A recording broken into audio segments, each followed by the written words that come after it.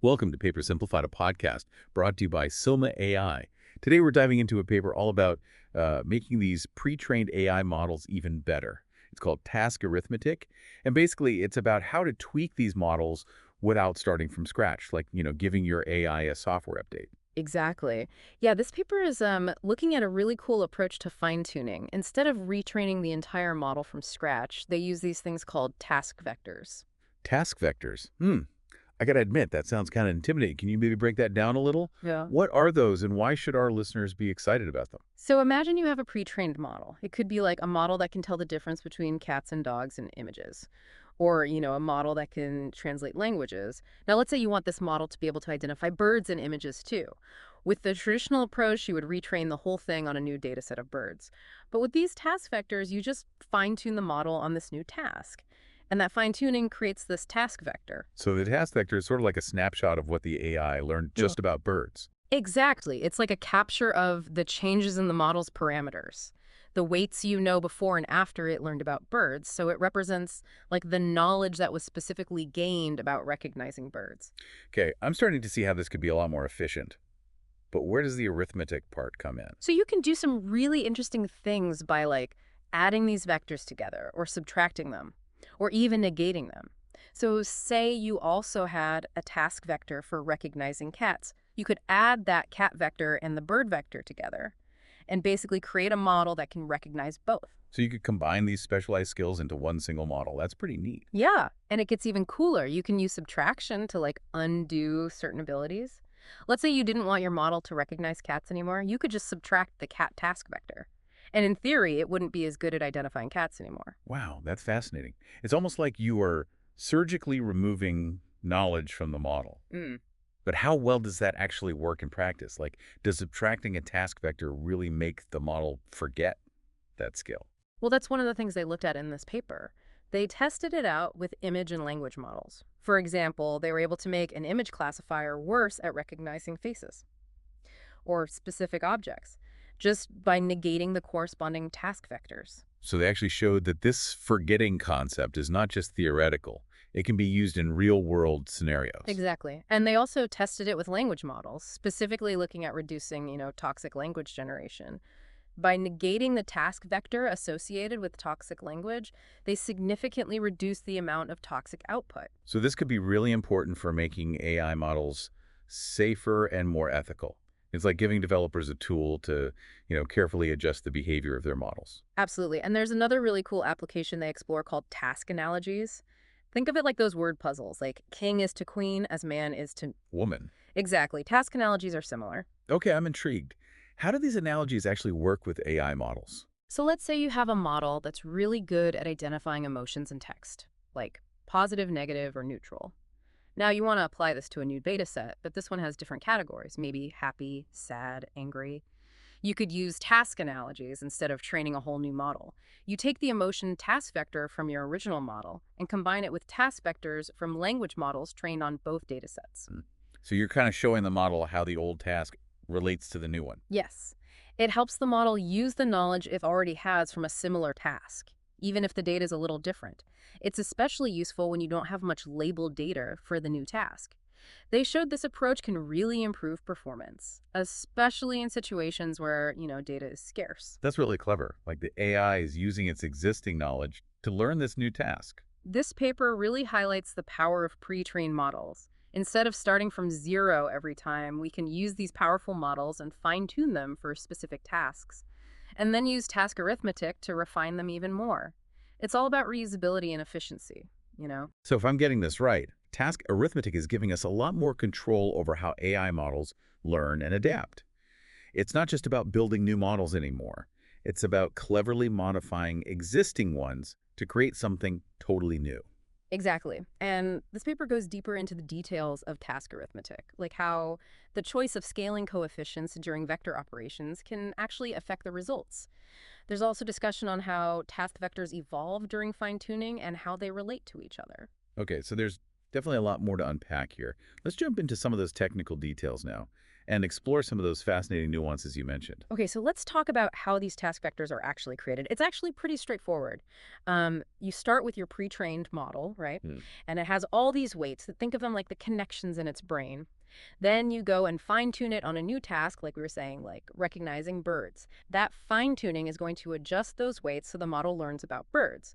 So the task vector is just the difference between those original weights and the new bird-savvy weights. So you're basically subtracting the before state from the after state. And that difference is the task vector, the knowledge about birds. Exactly. And it's a vector because you know those weights are a bunch of numbers. And a vector is just a fancy way of saying an ordered list of numbers. One interesting thing they found is that these task vectors tend to converge to their final form pretty quickly during fine-tuning.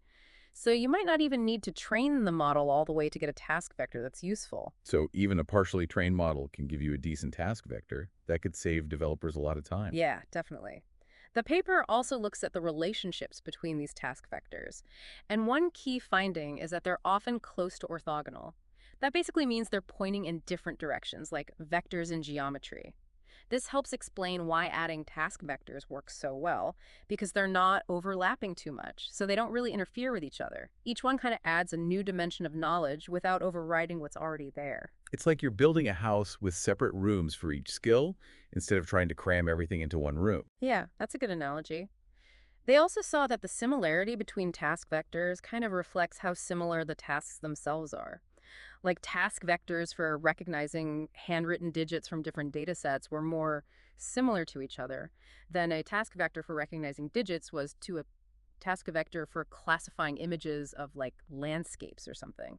So the AI's internal representation of these concepts mirrors how they actually relate to each other in the real world. Right.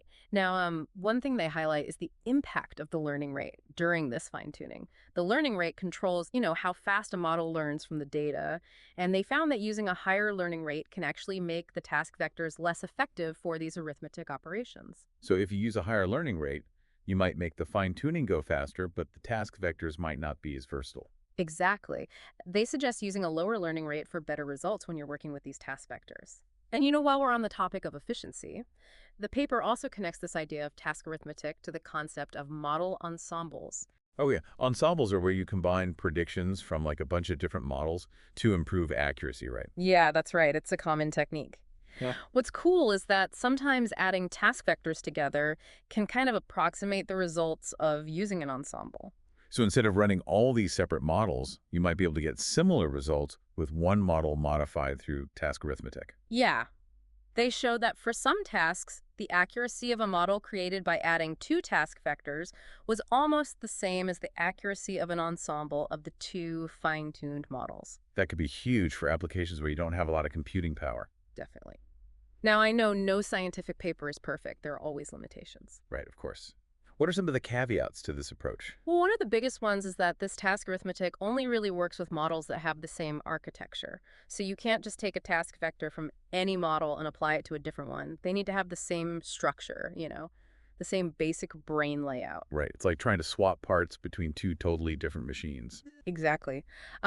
Another thing is that this paper mainly focused on models that were fine-tuned from the same starting point. They all started from the same pre-trained model with the same initial weights. But there is research looking at how to make this task arithmetic work more broadly, like how to merge models that were trained from different starting points. So there are limitations, Yeah, but it sounds like there's a lot of potential here. It feels like this research is opening up a whole new way of thinking about AI. absolutely. Instead of starting from scratch every time, we can build on what we already have, fine-tune it, combine models, even remove specific abilities. It's really exciting. It's like we're moving from this old manufacturing mindset to something much more flexible and adaptable. Yeah. And this paper isn't just theory. They actually show how well this task arithmetic works in different areas, like that forgetting, learning, and the task analogies we were talking about. Okay, I'm ready to dive into some of those specific examples and see how this can be used to solve real problems. Okay, so let's start with this forgetting idea. It seems kind of counterintuitive. Like, why would you want an AI to forget something? Yeah, it might seem weird, but there are actually some really practical reasons. Like one big one is to try to reduce biases in the model. Oh, can you give an example of how that would work? Sure, so let's say you have a language model trained on a massive data set of, just text from the internet.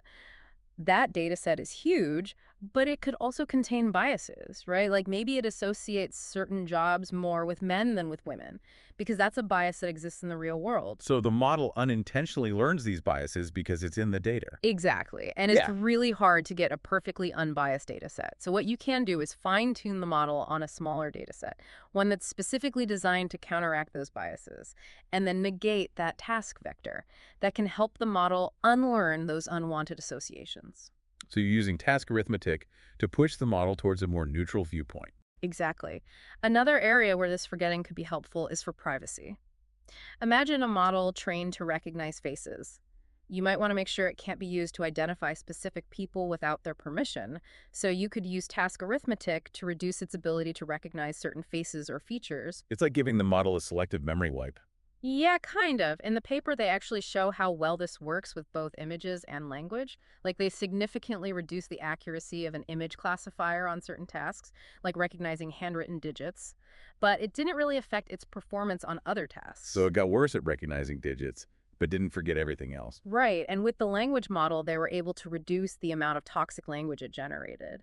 And importantly, they showed that doing this didn't hurt the model's ability to generate, normal text. That's great. I mean, you can really fine-tune the behavior of these models without breaking them. Okay, so now let's switch gears and talk about learning by adding task vectors. This is all about combining knowledge from different tasks to create more powerful models. It's like you're taking the best parts of different AIs and merging them into one super AI. Uh-huh, yeah. In their experiments, they made these multitask models that were almost as good as using separate models for each task. They did this by adding task vectors from 8 different image classification tasks. And the final model was really accurate. It was like having 8 models in one. Wow, that's impressive. Awesome. So much more efficient. Right. They also showed that adding a task vector from a related task could improve performance on another task, even if they weren't exactly the same. So it seems like these task vectors can capture some general knowledge that can be applied to different problems. It's like the AI is learning some underlying concept that can be used in different situations. Okay, and now for the really cool part, task analogies. Remember that word puzzle? King is to queen as man is to. Woman, yeah, I remember. So they showed how you can use the same idea to make a model better at tasks where there isn't a lot of training data. So you can help a model learn a new task by using what it already knows about a similar task. Exactly. They used sentiment analysis as an example.